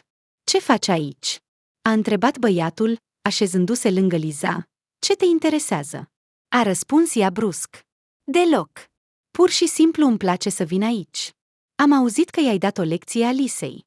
Ea e de vină, nu trebuia să se bage," a răspuns Liza, umflându-se. "Și eu i-aș fi dat, dar nu pot," a spus băiatul cu un ton calm. "De ce nu poți?" s-a mirat Liza, uitându-se în ochii lui. "Pentru că sunt băiat. Să mă bat cu fetele e josnic și nedemn. Dar, să fiu sincer, uneori îmi vine să lovesc," a împărtășit Mihail. "Și ce ți-a făcut ea?" a ridicat din numeri fetița. "Așa, nu-mi dădea pace. Iar când ai apărut tu, s-a concentrat pe altă victimă, se pare. Odată, mi-a numit mama părăsită. Atunci eram gata să o omor." "Ce înseamnă asta?" Nu a înțeles Liza. "Tata a plecat de lângă mama când eu eram încă la grădiniță. Mama mă crește singură, știi tu. Atunci m-am simțit atât de jignit. Toți au tați, unii capitani, alții maestri. Tatăl tău e deja locotenent colonel, iar eu am doar o mamă și aceea asistentă. Și Alisa te-a hărțuit din cauza asta? Aha, a trebuit să mă țin, să fac pe că nu observ. Dar eu nu mă voi ține. Știu să mă apăr," a răspuns Liza provocator. "Greșești. Liza îi întărâtă pe toți. Dar, de fapt, nu toți băieții te consideră rău. Sunt sigur că mulți ar vrea să fie prieteni cu tine." Liza a suspinat. Într-o săptămână avea ziua de naștere. Împlinea 14 ani. Dar nu avea deloc dispoziție. Tatăl era plecat în deplasare și nu se întorsese încă.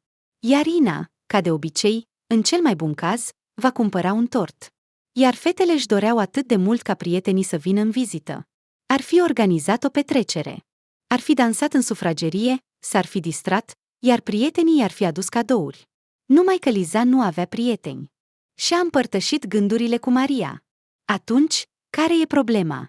Ia și cheamă pe cine vrei la ziua ta." Cu o zi înainte de ziua de naștere, Liza le-a anunțat colegilor că va avea o petrecere acasă.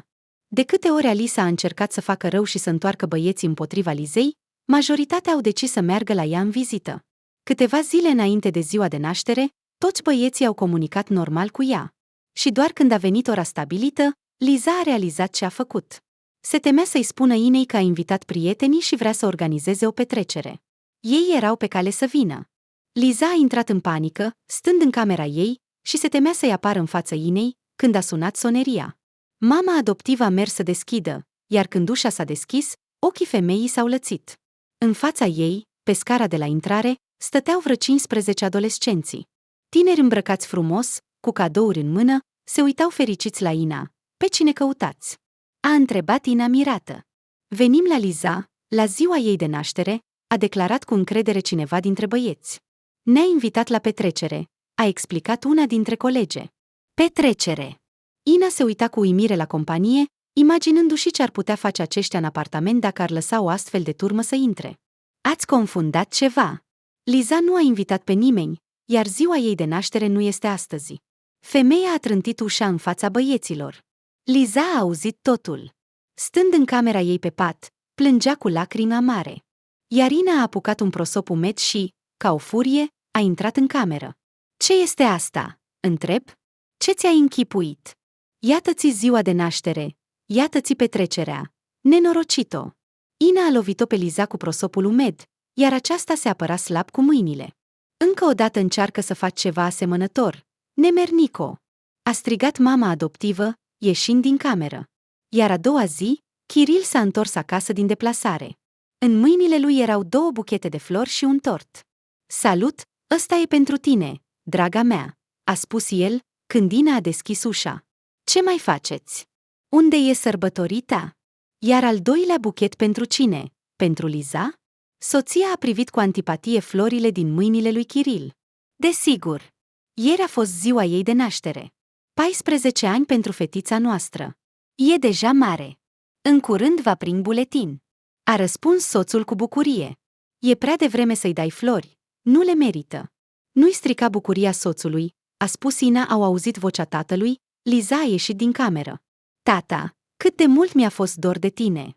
Fetița s-a aruncat în brațele lui Kiril. L-a îmbrățișat atât de tare, încât el a râs, sărutând-o pe fetiță. Hai să-ți arăt cadourile. I-a înmânat Lizei buchetul de flori, iar ei au intrat împreună în cameră. Kiril a pus geanta pe podea și a desfăcut fermoarul. Uite, eu am ales. Am vrut foarte mult să-ți placă, a spus el, întinzându-i fiicei o cutie mică, legată cu o panglică roșie. Liza a deschis-o și a exclamat. Ochii ei s-au aprins de bucurie și fericire. Ce frumos, tata! A murmurat ea, neputând găsi cuvinte de încântare. În cutie se afla o brățară de aur și un pandantiv. Liza nu primise niciodată bijuterii ca daruri. Nici măcar nu avea urechile perforate, iar acum avea o adevărată comoară. Hai să încercăm, a propus Kiril și i-a pus fiicei cadoul la gât. Du-te, uită-te în oglindă. Liza se uita fascinată la brățară și pandantiv în oglindă, mângâind cu degetul împletitura de aur, când, deodată, în camera a intrat Ina. Ce faceți aici? A întrebat femeia și s-a oprit, văzând bijuteria de pe gâtul Lizei, dăruită de Kiril. Strângându-și buzele, a plecat în bucătărie, simțindu-se de prisos. Gelosia o sufoca pe Ina, îi lua rațiunea, nepermițându-i să gândească liniștit. Iar Kiril și fiica sa stăteau îmbrățișați pe pat. Liza îi povestea tatălui tot ce s-a întâmplat ieri. Din nou, din cauza supărării și dezamăgirii, i-au dat lacrimile. Dar Kiril o îmbrățișa strâns, așa de empatic tăcea, încât Liza s-a liniștit repede. Tata, spune-mi, de ce Ina nu mă iubește? Privea trist la tată, a întrebat fetița. Sunt eu atât de rea? Nu, ești cea mai bună, a răspuns Kiril, mângâind-o pe cap. Pur și simplu, Inei nu iese să fie om. Pentru că, ca să trăiești ca un om, probabil că trebuie să fii pur și simplu om, nu o egoistă îndrăgostită de sine, a raționat Liza, ca o adultă. Nu gândi așa. Totuși, ea s-a îngrijit de tine în tot acest timp, a cerut bărbatul fiicei. Tata, spune-mi, pot să-mi găsesc mama adevărată? Această întrebare l-a surprins pe Kiril. De la 8 ani, Liza știa povestea ei în multe detalii. Și cum mama a lăsat-o cu un bărbat străin la gară, și cum apoi a stat în spital, și cum Kiril și soția lui au decis să o ia în plasament. În amintirile ei de copil apăreau trenuri și feronerie, prin care privea casele, podurile, pădurile, mestecând biscuiți. Erau neclare, estompate, ca și cum cineva ar fi desenat o imagine cu un creion simplu și apoi ar fi șters-o cu un radier. De ce vrei să o găsești? Te-a abandonat. Asta înseamnă că a avut motive. Vrei să spui că era? Nu știu asta. Pentru că am văzut-o pe mama ta doar odată. Șate. Dar știu că în anul în care te-am luat din spital, ea a mai născut un copil. Un băiat, i-a spus Kiril. Deci, am un frate pe care nu l-am văzut niciodată. A spus Liza gânditor, apoi a aruncat o privire la tatăl ei și a strâns palmele în fața lui, tăcând. Tata, hai să-i găsim. Te rog mult. Ia această brățară, ia pandantivul, dar hai să o găsim pe mama mea adevărată și pe fratele meu. Taci, bine, draga mea, nu te agita atât. Kiril o strângea la piept, simțind cum mi se strânge inima. Dacă vrei atât de mult, atunci cu siguranță îi vom găsi. Promiți? Promit. Liza a refuzat să ia cina, a spus că vrea să meargă să-l ia pe Mihail și să se plimbe. Când fetița a plecat, Kiril a întrebat-o pe soție. Ce ai făcut ieri? Nu puteai pur și simplu să-i lași pe copii să vină la fiica ta și să fugi după tort și bomboane. La urma urmei, era ziua ei de naștere, iar aceștia erau oaspeții ei. Ina! Crezi că nu am nimic mai bun de făcut decât să mă distrez cu adolescenții? A strigat soția. Am destule de făcut. Ce fel de lucruri? Te auzi? În toată perioada căsniciei noastre nu ai lucrat o zi. Tot ce ți s-a cerut a fost să o crești cu dragoste și grijă pe fiica noastră. Kiril și-a ridicat vocea la soție. Fiica ta! Ea nu m-a numit mamă niciodată în toată această vreme. Eu sunt doar Ina pentru ea. Și ce ai făcut pentru a deveni mama ei? Te-ai comportat cu Liza mai rău decât... Kiril nu putea găsi cuvintele pentru comparație. Strigi la ea, o jignești. Uneori mi se pare că o urăști pe Liza, așa se comportă mamele cu copiii lor? Liza nu este copilul meu, i-a amintit Ina soțului. Au auzit asta, Kiril a suspinat greu.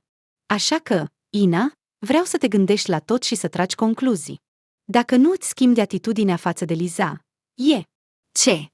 A ridicat ea privirea surprinsă la el.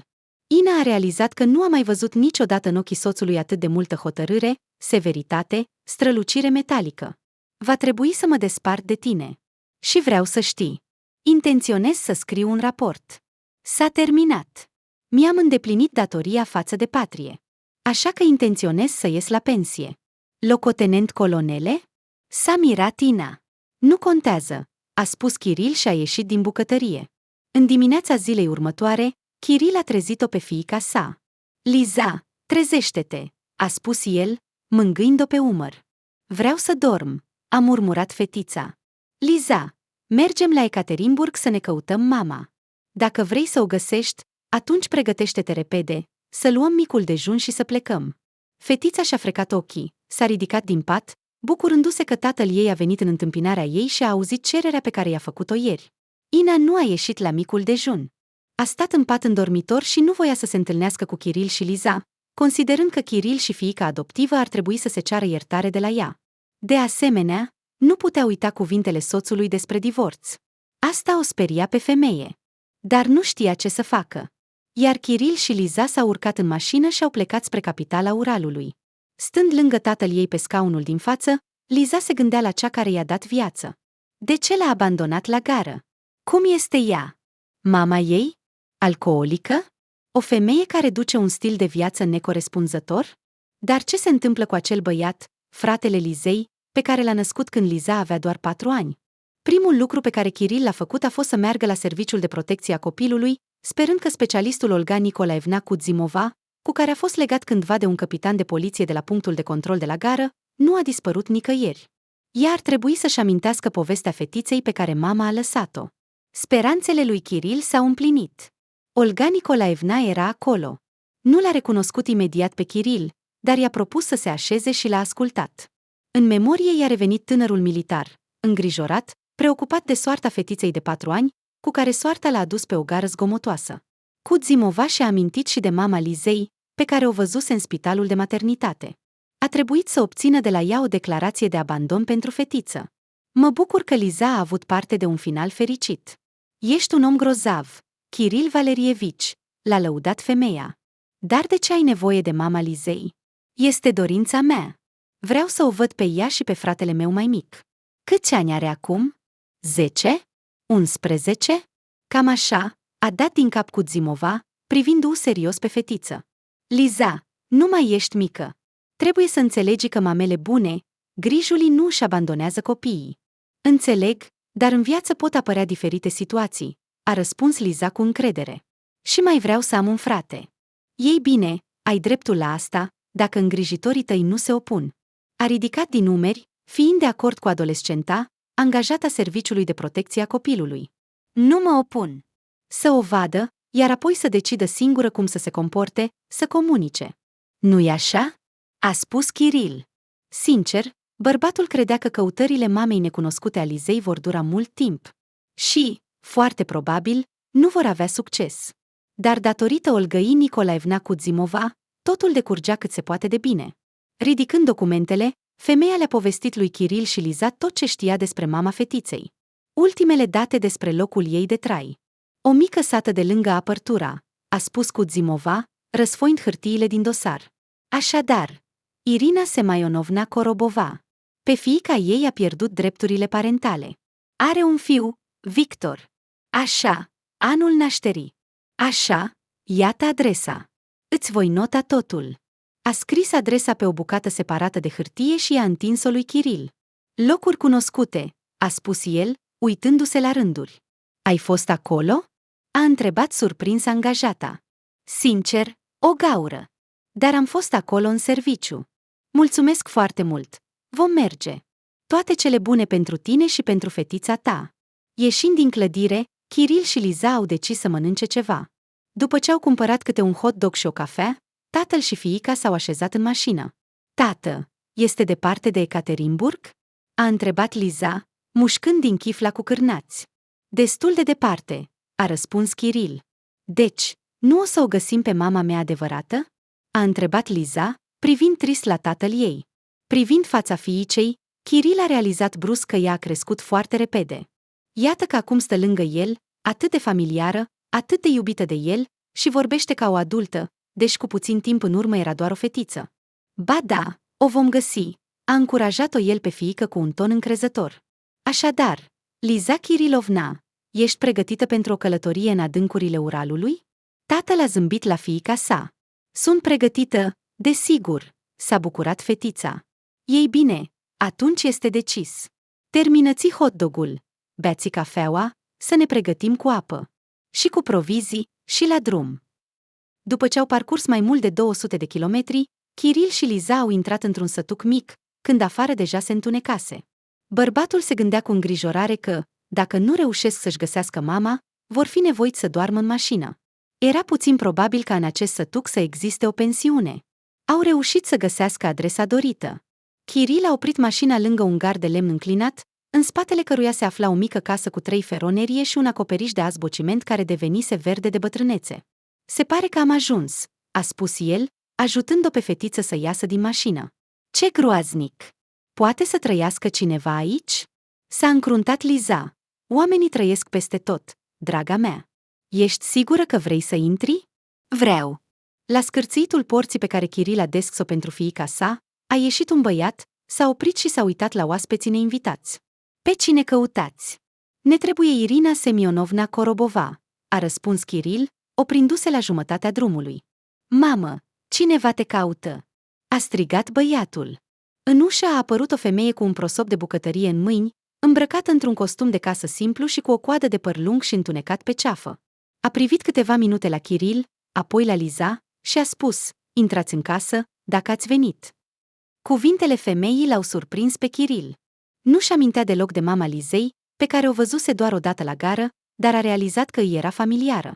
Interiorul casei era foarte modest. Pe podea era un covor vechi, în mijloc era o masă la care stătea o fetiță de aproximativ 5 ani, într-un colț era o canapea, iar vis-a-vis era un televizor. Vreți să luați cina? Am fiert cartofi. Tocmai ne pregăteam să ne așezăm la masă, a spus femeia, fără să se uite la oaspeți. Nu, mulțumim. Trebuie să vorbim. Kiril a fost luat prin surprindere de oferta de a lua cina. Ei bine, atunci mâncați, iar apoi vom face o ceai și vom vorbi, a răspuns gazda. Așezați-vă la masă. Kiril și Liza s-au așezat pe un taburet. Băiatul s-a alăturat lor. Bărbatul a observat cu interes cum Irina pune masa. În mijloc a apărut o oală mare, din care se răspândea aroma cartofilor fierți, o farfurie cu salată de castraveți și roșii, pâine. Cu ce suntem bogați, cu asta ne bucurăm, cum se spune, a spus femeia, așezându-se vis-a-vis de Liza și Kiril. Bărbatul s-a simțit stânjenit, dar s-a rușinat să refuze mâncarea oferită de gazdă. Iar Liza, spre surprinderea lui, a mâncat cu plăcere salata și cartofii, aruncând priviri către Irina. Când copiii au terminat de mâncat, mama a spus, mergeți în cameră, acolo rămâneți. Băiatul a luat-o pe soră de mână și au plecat. Femeia a strâns vasele de pe masă, a pus pe aragaz un ceainic emeailat, dar nu s-a întors la masă. S-a dus la un bufet de lemn, a deschis sertarul de jos și a scos un pachet de hârtie neagră. Revenind la oaspeți, a scos din el fotografii și a pus câteva poze pe masă. Aici Liza avea 3 ani, nu erau alte fotografii. Nu am avut timp de fotografii, a spus Irina. Kiril a rămas fără cuvinte. De unde știți cine suntem? A întrebat el, uitându-se cu ochii mari la Irina. Liza a luat cu grijă în mâini fotografia, din care o privea o fetiță mică în colanți, strânși ca o armonică, pe genunchi și într-o rochiță. Părul ei întunecat și ondulat îi cădea pe umeri. Tată, asta sunt eu, a spus Liza, uitându-se la el și ridicând privirea către Irina. Dar de ce? De ce te-am lăsat? A întrerupt-o femeia. Știam că într-o zi mă vei întreba despre asta și va trebui să răspund.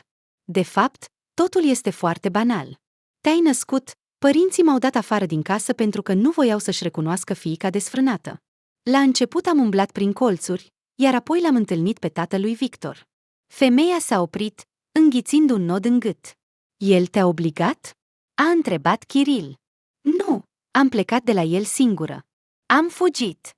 O jignia pe Liza, chiar o bătea, iar pe mine mă amenința că mă va tăia. De câte ori a ridicat securea, bea, bătea, iar eu eram deja însărcinată. M-am gândit că mă vor duce la maternitate și că el o va omor pe Liza. Așa că ai lăsat-o unui bărbat necunoscut la gară? S-a încruntat Kiril. Te înșeli, Kiril. N-aș fi lăsat niciodată fiica mea unui necunoscut. Dar tu nu ești străin pentru ea. Kiril nu înțelegea nimic, iar Liza, cu uimire, își schimba privirea de la tată la femeia care era mama ei adevărată. În disperare, am dus-o la orfelinat. M-am gândit că voi spune totul. Promit că după naștere o voi lua înapoi. Era înfricoșător, nu-i așa? Dar și mai înfricoșător era să las o fetiță atât de mică cu un soț, un monstru. Apoi, complet întâmplător, te-am văzut. Atunci mi-a venit în minte gândul. Mai bine să rămână cu tine decât în orfelinat. Dar de ce cu mine? Kiril nu înțelegea nimic. Irina s-a ridicat și s-a dus la aragaz. Scoțând cești din dulap, a turnat ceai și a adus, punându-le în fața oaspeților săi. Pentru că tu ești tatăl Lizei, tatăl ei adevărat, a spus ea cu o voce calmă. Kiril s-a uitat la ea ca la o nebună. Această femeie, mama fetiței sale, îi era străină. De ce îi spune tatăl ei adevărat? Bărbatul nu înțelegea. Nu ți amintești? Totuși, de ce mă mir? Cu 15 ani în urmă, o cămin, o cameră și în ea 2 militari, 2 capitani, frumoși, înalți, bărbați adevărați. Prietenul tău ne-a adus pe mine și pe prietena mea. Cum ai băut atunci? Erai foarte supărat, căutai consolare, se pare că ai găsit-o în fața unei tinere. Kiril și-a încruntat sprâncenele, amintindu-și tot ce era în memoria lui. Se pare că, într-adevăr, cu 15 ani în urmă a fost într-o nouă misiune. Ina avea atunci a 3-a sarcină eșuată. Chiar înainte de plecare, a aflat că nu va deveni din nou tată. Nu știa ce să facă mai departe. Exact. Atunci au băut cu un coleg. Și da, au fost câteva fete. Iar cu una dintre ele s-a trezit apoi în aceeași pat. Bărbatul și-a ridicat privirea către Irina și o studia cu atenție. Dar nu o amintea deloc. Deci, se pare că tu ai născut-o pe Liza de la mine? Kiril a simțit cum fiorii i-au trecut pe piele. Irina a zâmbit trist. Dar de ce nu am știut despre asta? Unde aș fi căutat-o pe tine? Și ce aș fi spus? Bună, vin la tine cu burtă? Nu știam nimic despre tine atunci, doar numele. De aceea și până la Lada, patronim Kirilovna, a explicat Irina. E incredibil! Kiril s-a prins de cap cu mâinile, îngropându-se cu degetele în părul său des. Te-am recunoscut imediat la gară, a spus femeia. Dar dacă nu m-aș fi întors după Liza, înțelegi? Dacă nu aș fi decis să o adopt, fiica mea ar fi crescut în orfelinat. Kiril era îngrozit de realizarea a ceea ce îi spusese Irina, cu care avusese cândva o aventură trecătoare din cauza alcoolului. O tăcere apăsătoare s-a așezat în cameră. Kiril s-a adâncit în gândurile sale, iar Irina se uita la fiica ei. Îmi pare rău, draga mea, a șoptit ea încet. Nu trebuie. Nu cere iertare de la mine, mamă, a spus Liza, punându-și palma pe mâna Irinei. Înțeleg totul. Sunt mare. Dacă așa s-a întâmplat, înseamnă că nu se putea altfel. În ochii femeii au apărut lacrimi, dar Liza nu voia să le vadă. S-a ridicat repede de pe taburet, s-a dus la mama ei și a îmbrățișat-o. Privind la ceea ce se întâmplă, Chiril se gândea că înnebunește. Iar în ușa camerei vecine stăteau Victor și Ecaterina, observând cum mama îmbrățișează o fetiță străină și plânge. Până la răsărit, acești trei nu s-au culcat. Liza-i povestea mamei despre viața ei, arătându-i fotografii pe smartphone. Aceasta asculta cu atenție și zâmbea. Și-a găsit și fiica. Irina s-a gândit mult la ea. Nu trecea o zi fără să-și amintească de fetița pe care o lăsase pe Chiril la gară și credea că într-o zi o va vedea. Și iată că acea zi a sosit. Când Liza, obosită, a început să clipească, adormind chiar la masă, Irina i-a întins o pătură pe canapea. Ea și Chiril au ieșit afară, respirând aerul proaspăt de dimineață. La distanță, răsărea zorile. Începea o nouă zi, care a devenit începutul unei alte vieți, complet diferite. Din înțelegerea că Liza era fiica lui, Chiril era fericit. Irina suspina, așezându-se pe o bancă lângă bărbatul care a crescut fiica ei. În ziua următoare, Liza s-a jucat cu sora ei mai mică, Ecaterina. Fetița isteață i-a plăcut foarte mult surorii mai mari. Mergea după Liza ca un coadă. Chiril a ajutat-o pe Irina cu treburile casnice, a tăiat lemne pentru baie, a reparat ușa care aproape nu se închidea din cauza înclinației. Iar seara a început să se pregătească pentru întoarcerea acasă. Irina a pregătit o cină simplă, iar Chiril a adus din mașină produsele pe care le cumpăraseră în oraș, pregătindu-se să plece în căutarea mamei Lizei. Tată, vreau să rămân aici. Vreau să fiu cu mama, sora și fratele. Ești sigură? A întrebat Chiril, uitându-se atent la fiica sa. Da, am vrut să o văd atât de mult, încât pur și simplu nu pot pleca acum. Ei bine, nu pot să te descurajez, nu am dreptul să fac asta. A dat din cap tatăl și s-a uitat la Irina. Pot să vin să te vizitez? Desigur, te vom aștepta. Așa-i. Copii? Înainte de plecare, Chiril a îmbrățișat-o mult pe Liza, i-a fost greu să o lase. Să plece. Era greu să se întoarcă în garnizoană fără fiica sa. Dar el luase deja o decizie care urma să-i schimbe radical viața bărbatului. La revedere, a îmbrățișat-o pe Irina, iar ea a șoptit, privindu-le în ochi. Îți mulțumesc! Revenind acasă, Chiril în prima zi a scris un raport, anunțând comandantului unității că vrea să iasă la pensie. Și lui Ina i-a spus totul, încercând să fie sincer. Dar despre dorința Lizei de a-și găsi mama biologică și despre Irina cu copiii ei, și chiar despre faptul că el era tatăl biologic al Lizei, Chiril nu a vrut să intre în detalii. Dar această veste a indignat-o în mod special pe soție. Deci, mi-ai fost infidel, fără rușine. În timp ce eu mă gândeam că ești în misiune, tu te plimbai cu femei. A strigat ea la Chiril. A fost o singură dată. Am fost foarte supărat și am băut, a răspuns el, dar apoi a decis că nu se va justifica. Și ce acum? A întrebat soția, liniștindu-se puțin. Cum vom trăi mai departe? Asta va depinde de tine, Ina, a răspuns soțul. Săptămânile până la concediere au fost chinuitoare pentru Chiril. Acum, în fiecare vineri seara, se pregătea de drum și mergea mai mult de 200 de kilometri cu mașina sa pentru a fi cu fiica sa. De fiecare dată când ajungea la casa Irinei, se convingea că familia se înțelege foarte bine. Liza s-a împrietenit cu fratele și surioara ei. Ei au iubit-o foarte mult, petrecând tot timpul împreună. Tată, l-am iubit atât de mult pe Victor, iar în Ecaterina nu-mi pot găsi liniștea. Este atât de drăguță, deja știe literele și numără până la 10. Se bucura să-i povestească tatălui, iar el o privea cu dragoste, simțind cum inima îi doare. Săptămâna viitoare mă voi pensiona, voi veni la voi și voi rămâne mai mult, dacă Irina va permite. Tată, atunci rămâi pentru totdeauna. Mama este bună, bâlândă, iar ea face plăcinte delicioase. Nu am mâncat niciodată așa ceva. Da, ai o mamă bună. Dar cum e Ina? A întrebat cu prudență Liza, a plecat la mama ei în vizită. Avem nevoie de timp pentru a procesa tot ce s-a întâmplat. A suspinat greu. Lupta cu soția devenea din ce în ce mai complicată. Ea striga, făcea isterie, se certa, acuzându-le pe soț că a găsit o altă femeie și că acum își petrece fiecare weekend cu ea. Dar, spre surprinderea lui, Chiril nu simțea nicio pică de vinovăție, iar asta era ciudat pentru el. Aici, în sătucul uitat, unde nu era nici măcar un magazin, se simțea complet fericit. Și mai mult, își dădea seama că Irina îi plăcea din ce în ce mai mult ca femeie. Ce prostie ești, Ina! O certa mama pe fiica ei, care se zbătea în isterie, stând în bucătărie. Câte ți-am spus, câte te-am învățat, dar nu, ești o idiotă. Mamă, și fără tine mi este greu. Te rog, nu mă mai bombarda.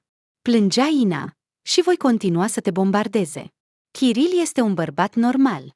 Tot ce îi trebuie este o soție grijulie, un copil, confort.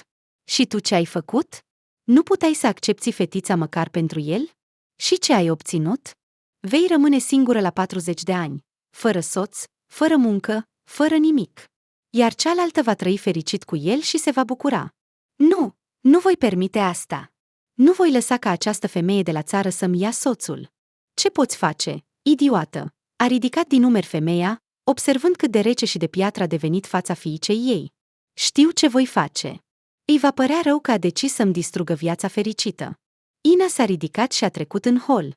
Femeia s-a oprit pentru o clipă. Pe măsuța de lângă ușă erau cheile de la mașina mamei. Ina le-a luat și a ieșit. În capul ei s-a născut un plan. În acea zi tragică, nimic nu prevestea nenorocirea. Irina și Kiril se ocupau de treburile casnice. Bărbatul adusese din oraș produse. Voia să frige niște frigărui și să sărbătorească concedierea sa din forțele armate. Iar copiii se pregăteau să iasă la joacă. Aveți grijă de Ecaterina, nu o pierdeți din vedere, le-a spus Irina lui Victor și Lizei. Bine, mamă, nu te îngrijora, vom avea grijă de ea. Irina a spălat podelele, iar Kiril a aprins lemnele în grătar, așteptând să se transforme în cărbuni potriviți pentru fript. În curte au intrat copiii agitați. Liza plângea cu disperare. Iar Victor era speriat de moarte. Fața băiatului era albă. Ce s-a întâmplat? S-a alarmat Irina. Unde este Ecaterina? Liza a căzut pe iarbă, neputând să spună un cuvânt. Plângea, sufocându-se în lacrimi. A căzut de pe stâncă, a șoptit, uitându-se la mama lui Victor. Când a auzit, Irina a simțit cum îi cedează picioarele. După o oră, la marginea stâncii s-a adunat o mulțime. A sosit o ambulanță și polițiști. Salvatorii au ridicat trupul fără viață al fetiței. Irina, la limita nebuniei, a alergat spre ea, dar nu a fost lăsată, fiind reținută de polițiști și de Kiril. Era moartă. Experții spun că a murit imediat, nu a suferit, i-a spus investigatorul lui Kiril. Voi suna? Voi spune când va putea fi ridicat trupul fetiței. A fost o zi teribilă. Irina stătea pe un taburet în casă, ținând în mâini bluză fetiței.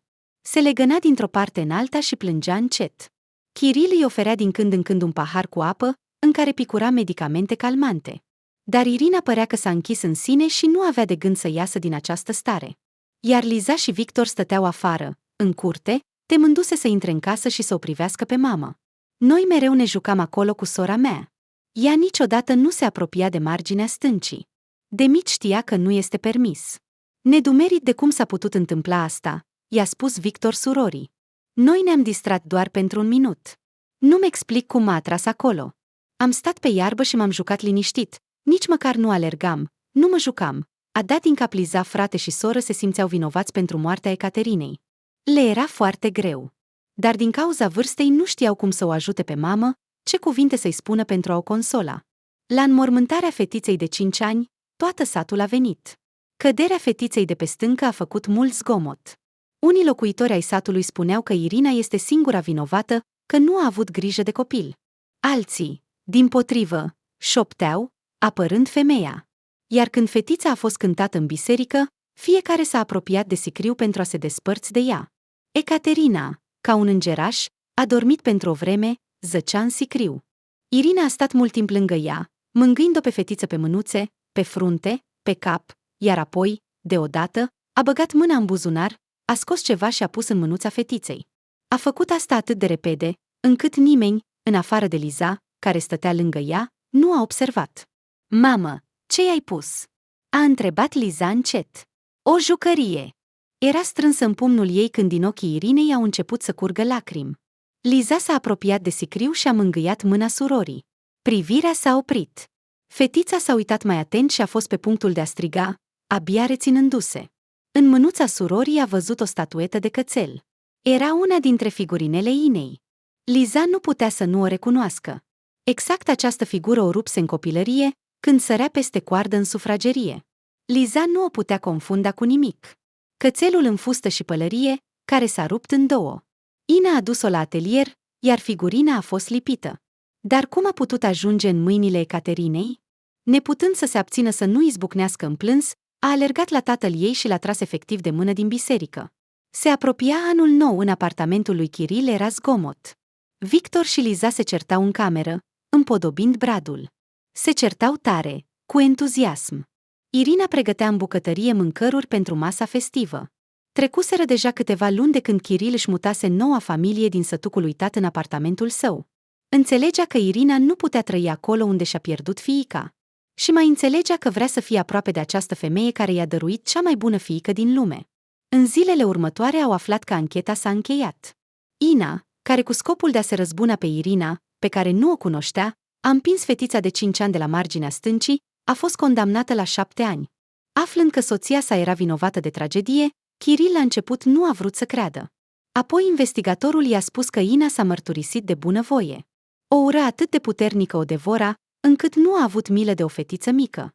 Această idee nu-i dădea pace lui Kiril. Când? În ce moment Ina s-a transformat într-un adevărat monstru? Ea a atras-o pe Ecaterina, arătându-i figurina de cățel, iar apoi a dus-o la marginea stâncii și a împins-o. Gândindu-se, nu a observat cum Irina s-a cățărat pe masă pentru a ajunge la raftul de sus din dulapul de bucătărie. Unde te duci? Lasă-mă să te ajut. S-a grăbit Kiril să o ajute. Nu e nimic, mă descurc singură. Am ascuns acolo un cadou pentru Victor. Știu că, indiferent unde aș ascunde, el oricum va găsi mai devreme.